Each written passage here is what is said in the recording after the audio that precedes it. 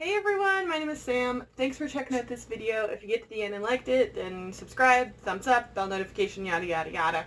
I hope the lighting is okay. It's a really gray day here and we're not supposed to get any sunlight time today. So, I'm using indoor lighting, so we just survive. So first off this week, I reread Even the Darkest Stars by Heather Fawcett. I had originally read this book just by itself, but they since came out with the audiobook for this and its sequel.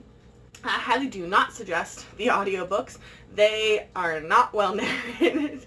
It's very dull voices, and it took away from a lot of the enjoyment and fast pacing I remember of this book, the first one. But we have a cartographer, and we're mapping mountains, and we're trying to find something, and it turns out we are giving it to people that maybe shouldn't have gotten a hold of it, and there's, like, witches, and this whole, like, ghost realm, and power struggle thing going on. So this is, like, the build up to that mountaintop, and we're getting to the top of the mountain to find that item. And our main character, I loved her when I first read this. I detested her with audiobook narration. So I really, really, really don't suggest reading this via audiobook. But I love the main character. I love her familiar fox thing. I loved the kind of romantic triangle, everything. I really loved the characters and all of their interactions as a whole throughout this book, even the good and the bad sides. The characters were so good. And I definitely want to reread this book, but without the audiobook now. The audiobook really ruined this book for me. I don't think I would have read the sequel if I had read the audiobook only the first time. And I really wish they would have taken the time to do a good audiobook with this. They took like 2 years after this came out to finally release the audiobook. It's not like they were frantically trying to get something together. Like, yeah. So, yeah, in the end, I still love this. It's a 4 or 5 out of 5 stars for me. And then right after, I read the sequel, All the Wandering Light. This, I think, was kind of ruined for me because I had not originally read this on its own. I used the audiobook to read it for the first time, but once again, same narrator. Did not like the narration whatsoever. It took away a lot of the character. Especially the main character. A lot of her personality didn't translate. It was non-existent in the audiobook, which was really disappointing. But we are, there's a bit of betrayal at the end of Even the Darkest Stars. So we are figuring out whose alliances are being, finally decided.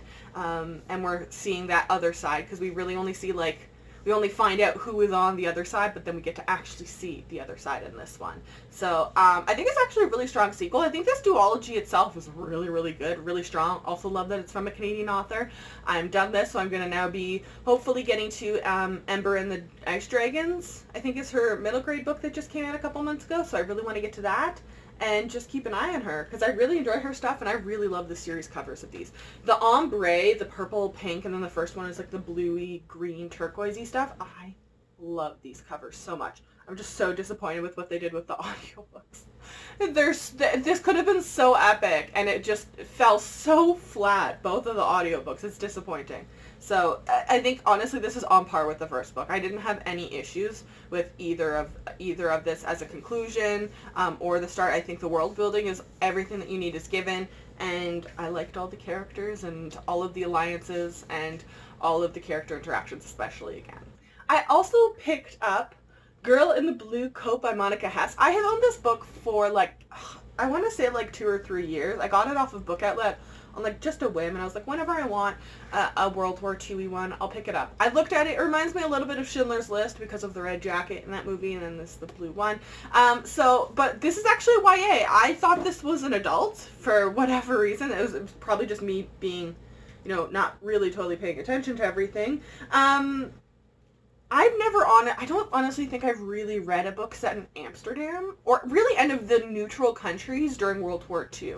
That they were kind of occupied, but never invaded, and so Amsterdam being one of them. I feel like a lot of the times when I read World War II books, we set them in Germany, or in a concentration camp, or, I've read 1 or 2 that are in France, and they tend to also duel with Great Britain, and then sometimes it's American perspective, but really nothing outside of that realm of those people that were right there, but really, they did their best to try and stay out of it, and in so doing kind of fell also victim to it. So this is Amsterdam in 1943. I was going to say 44. So our main character is essentially like a delivery girl for black market-ish items at the time, because it's wartime, right? So she delivers things, and then one of the people that she delivers things to asks her for help because she was hiding a girl that her husband, who is now likely being killed, he was hiding the family. Someone outed where they were hiding the family, and this girl escaped. So she was just hiding her. But then all of a sudden the girl disappeared from her hiding spot, and she doesn't know what happened. There was no raid or anything. So she's trying to get help from this girl. And we meet a plethora of characters through her, including a resistance, which I always find interesting, especially in like those neutral geographic territories. Resistances in general I find incredibly interesting, especially during the occupation. There's just a plethora of reasons. The White Rose is a specifically interesting one, but this is not the White Rose, obviously. But people who are smuggling, Jewish babies that are relatively newborns from their parents that they know are being rounded up, and giving them to locals, warning them that they may not be able to find their child again if they do survive the war, but they're like, no, that's okay, the child has to be safe. We're trying to find this missing Jewish girl, basically. And I mean, that in itself is not a particularly easy thing to do in this time period. But then there's this whole case of mistaken identity, and I feel like this was not a clean, and I don't know if that's the right thing. It was a satisfying ending for me as someone who reads World War II books, and then when everyone like ends up happily ever after in those sorts of books, I'm like, the odds of that, like, so I mean, like, it's not an easy ending, I guess, for an author to write, which I really appreciated that she did that. But I feel like everything is wrapped up as much as it needs to be. I didn't really have any questions that weren't answered.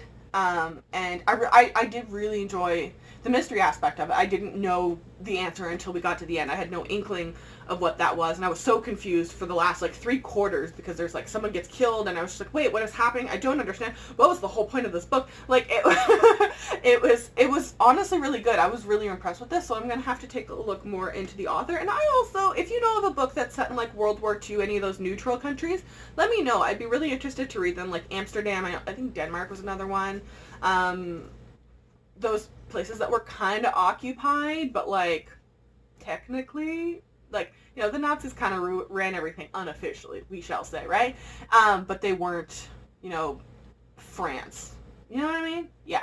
I want to look more into those sorts of books and get more of those perspectives, because this was really interesting. And in general, I like reading books in those Scandinavian-ish countries anyways, so this was definitely a really good read for me. 4 or 5 out of 5 stars. Really, really good. Then I picked up, very happily, The Light at the Bottom of the World by London Shaw. So this is British Afghani Muslim-owned voices. It also is like blessed by the cover gods. I hope this is showing up on camera. I have a really good picture actually of it on my Instagram and my Litsy from when I was like reading it. I always post on there. So like if it's not, like, please, or even if it is, like, just make sure you're picking up on all of it. Like, just go look at the picture on Instagram. It's really good. So this is set in 2099, I think it is. It's the last days of the 21st century, yes. So it's 2099, and basically an asteroid hit the planet, and the water levels rise everywhere, and all of major cities are underground now, too. So, we all now live under the water, and the top of the planet is being like investigated for potential exploration. They don't know if it's safe or habitable anymore, or what you would do. So everyone is under the water. Our main character is 16, and her father was arrested. He's a scientist. Her father was arrested. They accused him of helping people essentially commit suicide who had depression. They call it seasickness in here. But it seems to be, and I could understand that too, of like, if having to all of a sudden live under the water and like no light and all that stuff, like, that would be a very hard transition, and it's frowned upon and illegal. So they rounded up her father. So she's like, well, I'm going to put my name into this lottery system that every year London runs like a submarine race, essentially. They pull, I think it's 99 or 100 names, and, from this lottery system, and you race, and the winner gets whatever they want, or like a luxury submarine/house. So she enters with the intention that if she wins, she wants to free her father. That is literally, I thought that was going to be like the full book for the most part with a little bit of government conspiracy. No, no, no. The submarine race is done in the first like third. I was so surprised and confused. Then we add in this whole conspiracy system, and then we get into this whole scientific manipulation that there's like essentially like mer people, it seems like, with how it was described, that were created when we tried to like adapt to the underworld by scientists, and then they like all went bat crap crazy. Now they're trying to kill all the humans, so there's like an us versus them, and the government's trying to protect us, right? And this is the same government who kidnapped her father, and they refuse to let her know where he is, if he's alive, where he's being held, what the evidence against him is, none of this stuff.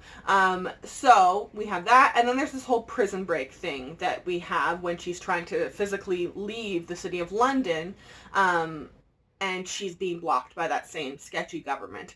So I loved it. This has a lot of elements that I really, really enjoyed.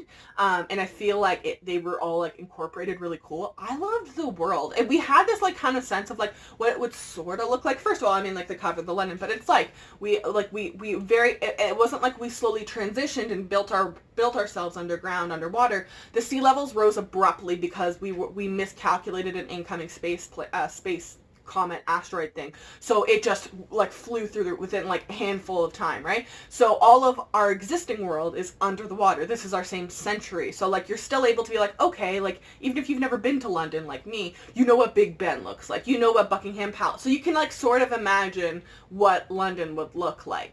But it's like under like a dictatorish kind of government pretending that they're not a dictatorish kind of government. And there's like secret like resistances to it because we all love a good resistance. And yeah, everything about this I loved. I was so pleasantly surprised. I was like, oh, please don't be like a cover like, oh, we'll put a pretty cover on this book that's actually horrible. No, it's really good. I loved it. I'm surprised this is a debut as well. And I love that it was on Voices Rep. I'm like really curious to see what's going to happen in the second book. I'm curious how they're going to make it just one more book because of all the stuff with the government conspiracy stuff they can open up, and like with the prison break, which is near the end. I'm curious to see where that's going to go because it could be so much fun and you could do so much damage with it. Like alone, like just devoted to like a prison break is like the Six of Crows duology, and those are beasts, right? So I'm curious how she's gonna get that into just one more book. I'm very curious, but I'm definitely gonna buy it. I would highly recommend it for the cover alone, but I also really enjoyed this book. 5 out of 5 stars. Very, very solid. And lastly, I finally read Fireborn because I just gave up. It shipped to me like a physical copy through my library system like 3.5 weeks ago, and it has still not shown up. It's lost somewhere. I don't know where it was. So I had 2 days left on my audiobook lease, so I just said screw it, and we just did full audiobook. The cover is beautiful on my phone, I can say that much. I haven't seen it in person because I don't know why it's not showing up or moving or coming to me. Hopefully I can look at it when it does come to me. But this was like originally pitched. I literally, I don't know that I've even, I might have removed it from my Goodreads bio, I'm not sure. But like I remember when it was like originally pitched as like, it's like the Plato's Republic meets Daenerys Targaryen, I think her name is, and Hermione Granger. And I was like, hold on, that sounds so cool. And then I saw the cover and I was like, that's cover sexy. I think I, again, literally put that on Goodreads. I don't know why I felt the need to do that. It's so pretty and vibrant. The book has dragons, okay? I literally don't know how, like, I took my time reading this. I read this in 2 days. I normally, like, binge books in, like, 8 hours or whatever in a day, right? Like, I don't know how to explain this book. So legit, just go read the summary. I feel like I'm going to do a disservice to it. But, like, there's dragons. And then there's, like, kind of, like, a little romance. The romance was hella cute. And then there's people that, like, this world had a coup, essentially, before. And the established government right now has this kind of hoity-toity attitude, the new one, of like, well, we are deserving of it. And like, they're falling into the same pit traps as the old government is. And it wasn't that long ago that the coup happened. So the kids that are being trained essentially to be like these dragon rider soldier things are the children of those people that sort of that were like in around during the coup, right? So it's not all that long ago, and they're already falling into the same pitfalls as they were before, which I just thought was amazing. This is so much politics in it, though, but I feel like despite that, there's just a lot of character development and world and political development, but I don't know that there's a ton of actual, like, action action. There really isn't all that much traveling at all. I don't really remember any like violence or anything like that, but that aside, it was a steady paced book. Which I was kind of surprised with. It's a debut. I was expecting, maybe we're going to start hitting some bumps, maybe kind of the way the Kingdom of Souls book did for me. But it was steady, like the whole way through. I never felt a lull in information. It was consistent. I always felt interested. I liked all of the characters. There's some douchebags in it. But again, they're supposed to be the douchebags, and you clearly side with who you clearly side with. And there's this whole kind of discussion on like, I don't know if like free will is the right thing, but like, who do we blame the children for the sins of the father kind of concept, which comes up quite a bit.